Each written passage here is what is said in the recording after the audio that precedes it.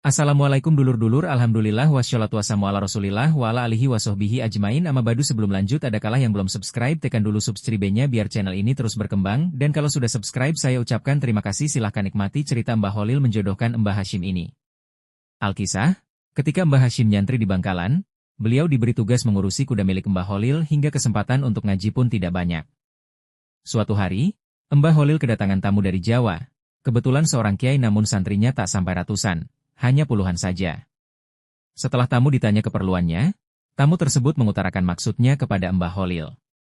Tamu, Mbah Holil, saya datang ke sini, Kiai. Pertama niat silaturahmi, kedua saya hendak menikahkan putri saya. Berhubung dia sudah dewasa, kiranya patut saya carikan jodoh, apalagi usia saya juga sudah diambang pintu ajal yang tak lama lagi Allah pasti memanggil ruh saya, Kiai. Jika ada Kiai, saya mohon petunjuk dan izin Kiai untuk mencarikannya.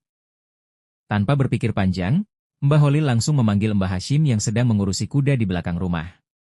Spontan Mbah Hashim yang mendengar suara gurunya memanggil, langsung lari tunggang langgang menghadap sang guru. Mbah Hashim, iya Kiai, jenengan manggil saya? Mbah Holil, iya. Tanpa banyak tanya lagi, Mbah Hashim langsung diam merunduk. Lalu Mbah Holil berkata kepada tamu, ini dia calon menantumu yang akan meneruskan perjuanganmu. Tamu pun terkejut, tegang, dan bergumam dalam hati, masa ya si santri belasaken seperti ini akan mengurus pesantrenku? Saya tidak yakin bila anak ini banyak ilmunya. Di sisi lain, Mbah Hashim pun terkejut sambil bergumam dalam hatinya. Masa iya yang Mbah Holil tega akan menjodohkan saya dengan putri ulama yang begitu mulia dan santrinya banyak, nan berwibawa serta alim? Mbah Holil lalu menyambung dawuhnya, menyingkirkan semua keraguan mereka berdua. Mbah Holil, sudahlah kamu, tamu, pulang saja dan siapkan selamatannya di rumahmu. 3 hari lagi akan nikah dilaksanakan. Dan kamu, Hashim, kembali ke belakang. Mbah Hashim pun kembali ke tempat tugasnya dengan hati risau, pikiran kacau balau, dan perasaan galau, sembari bertanya-tanya dalam hati kecilnya. Bagaimana saya bisa menjalani ini semua? Kenapa guru tidak memberitahu saya sebelumnya atau paling tidak menawarkannya? Gundah gulana, bimbang, ragu, dan bingung terus berkecamuk dalam pikiran Mbah Hashim. Di saat-saat seperti itulah, hidayah Allah ditampakkan.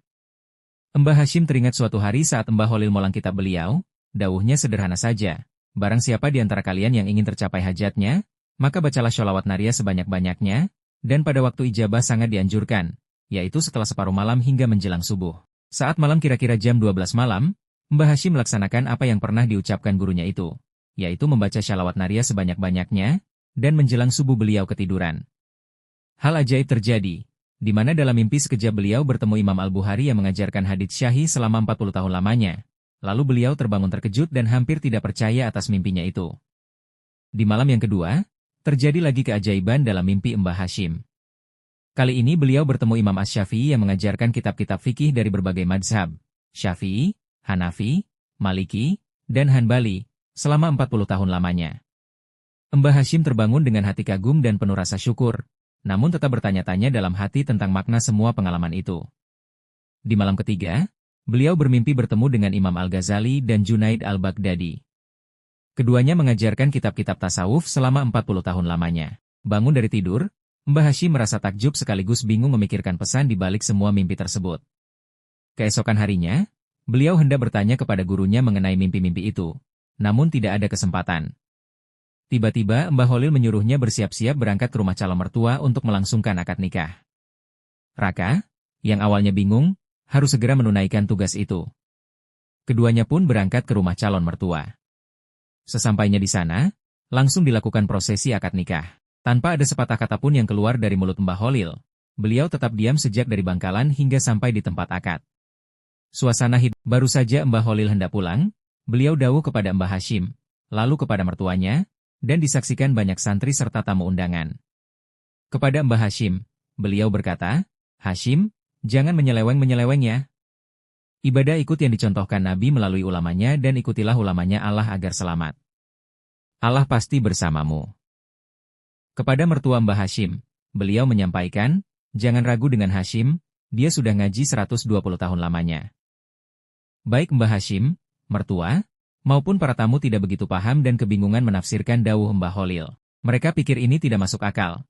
Kapan ngajinya sampai 120 tahun sementara usia beliau belum mencapai 50 tahun. Lalu, Mbah Holil pun kembali ke Bangkalan. Esoknya, Mbah Hashim diuji oleh mertuanya yang ingin membuktikan Sealim apakah menantunya, yang dijagokan gurunya itu, memang sebagus yang dikatakan. Dengan agak gugup, beliau berada di masjid. Di tempat yang biasa diduduki mertuanya, sudah disediakan 2 kitab, tafsir dan hadits, untuk ujian membaca kitab.